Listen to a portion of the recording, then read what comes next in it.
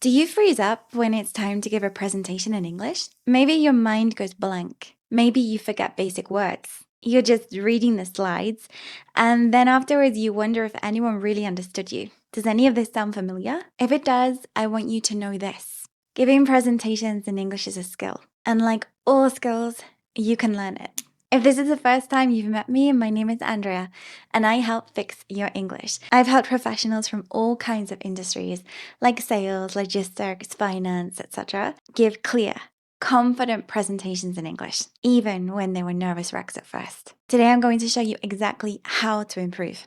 So, the real issue isn't your vocabulary or your grammar. It's confidence, clarity, and structure. Here are some of the things that normally go wrong.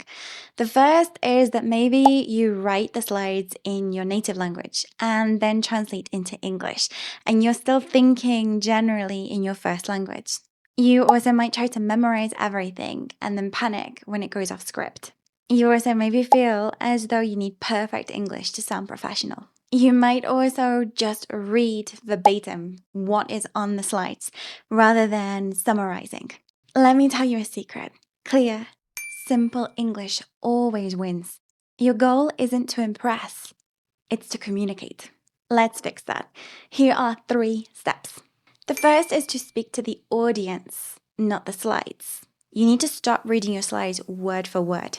So look at this slide. I'm going to read it for you just so that you get the pronunciation. Q3 revenue increased by 17% due to improved customer retention and streamlined operations. But don't just read it out. Instead, speak naturally. So, in Q3, our revenue went up 17%.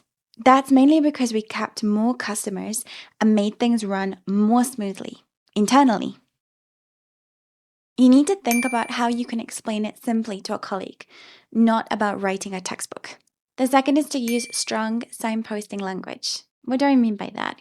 Signposting helps your audience to follow your ideas. Instead of first, next we took results, then strategies, finally challenges. Say this. First, I'll walk you through the results. After that, we'll look at the strategy moving forward. And I'll finish with a few challenges we need to address. Here are some signposting phrases you can use. Let's start with now, moving on to. One key point to remember is to wrap up. The third step is to practice short, powerful chunks. Long sentences make you freeze. Instead, practice speaking in chunks.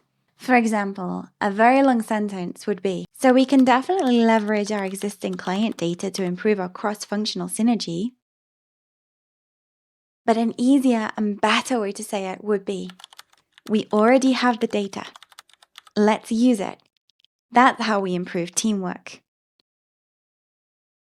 So how can we do that? The first is to write notes as phrases, bullet points, not full sentences. The second is to practice aloud. Record yourself, especially if it's before a very big or important meeting. Also use pauses to sound calm and not rushed. So let me tell you a story about one of my students. Her name, well, for this story, I'm going to call her Anna. And she was, and still is, a brand manager for a big global company. But presentations terrified her. She was able to do emails quite well, and when she was speaking English, that was okay too, but the thing that scared her the most was the presentations. And what she used to do was write essays, basically for every presentation that she did, and try to memorize all of the information, which wasn't working and was stressing her out more. So what did we do? We worked together on trying to get her to reduce the amount of notes that she was using her slides as a basis for being able to speak about it. We looked at signposting, we looked at making her delivery clearer and shorter, and bit by bit, she got more confidence. And now she doesn't have a problem with presentations. And not only that, she also got compliments from people about how good her presentations were in English. So let's practice together.